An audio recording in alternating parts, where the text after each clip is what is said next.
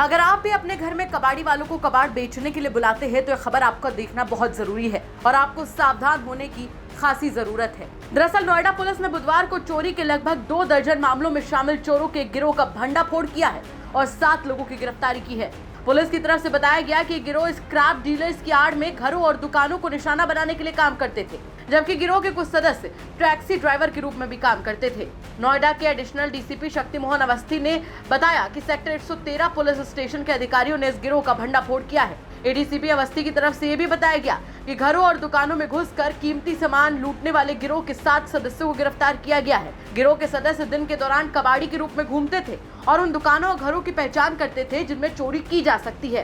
देर रात वो घरों को पहचान कर दुकानों और घरों में चोरी की वारदात को अंजाम देते थे। गिरफ्तार किए गए लोगों की पहचान मोनू उर्फ मोहसिन, मोहम्मद हफीज और बंगाली, रुपेश कुमार, नदीम, आशीष, सत्यम राय और योगेश गुप्ता और सोनू के रूप में हुई है।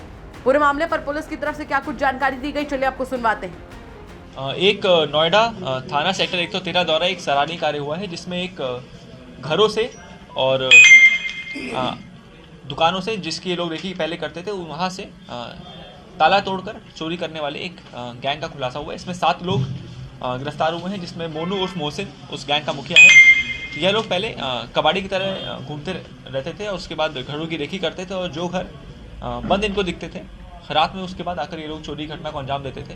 जो ताला होता था अपने औजारों से पहले तोड़ते थे और उसके बाद घर के अंदर जो भी सामान इनको रखा मिलता था वो सभी उठा लेते थे। ये लोग चोरी के लिए अपने साथ एक वैगन आर गाड़ी भी लाते थे, जो बरामद भी हुई है। उसमें सामान भर लेते थे। उसके अलावा जो जिसके यहाँ चोरी कर रहे हैं, अगर उसकी कोई गाड़ी है तो उसमें भी उसको भी लोग ले आते थे और उसमें भी सामान भर के लोग घटना को अंजाम देते थे।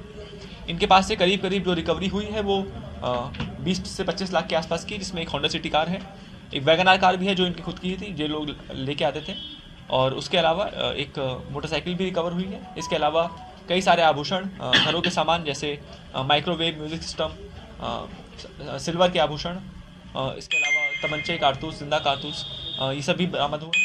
और इसमें इनके खिलाफ पहले के भी कई मुकदमे हैं। नोएडा में ही इनके खिलाफ करीब 11 घटनाओं को अभी अंजाम दिया गया पिछले 6 महीने में। जो घटनाओं के चोरी के सामान हमें बरामद भी हुए हैं और इनके ऊपर करीब इस समय 20 मुकदमे इसमें करीब हमें मिले हैं और भविष्य में इनके ऊपर गैंगस्टरी कार्रवाई भी की जाएगी। सर, कितनी घटनाएं की अब तक? इन्होंने काफ़ी घटनाएं करी हैं, करीब 20 के ऊपर घटनाएं अब तक हमको मालूम चली। ये गैंग इस समय करीब 4 से 5 महीने से सक्रिय था नोएडा के और गौतम बुद्ध नगर के अलग अलग हिस्सों में।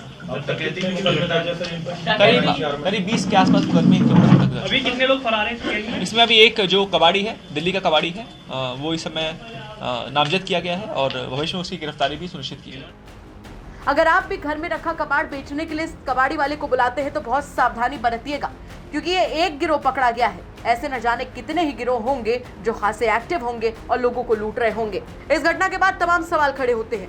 सबसे बड़ा सवाल तो ये कि आखिर इंसान भरोसा करे तो करे किस पर, और उससे बड़ा सवाल यहाँ पर ये खड़ा होता है कि आखिर कब तक क्राइम के ऐसे नए तरीके ढूंढकर शातिर अपराधी ऐसी वारदातों को अंजाम देते रहेंगे। इन तमाम सवालों के साथ आपको छोड़कर जा रहे हैं। साथ ही आपसे भी कहना चाहेंगे कि अगर आपके आसपास के इलाके में कोई ऐसी बड़ी घटना होती है जो कि क्राइम की एक बड़ी खबर बन सकती है तो हमें कमेंट करके जरूर बताइएगा। हम उसकी तह तक जाएंगे, उसके बाद में उससे खबर के तौर पर आप तक जरूर पहुंचाएंगे। नमस्कार।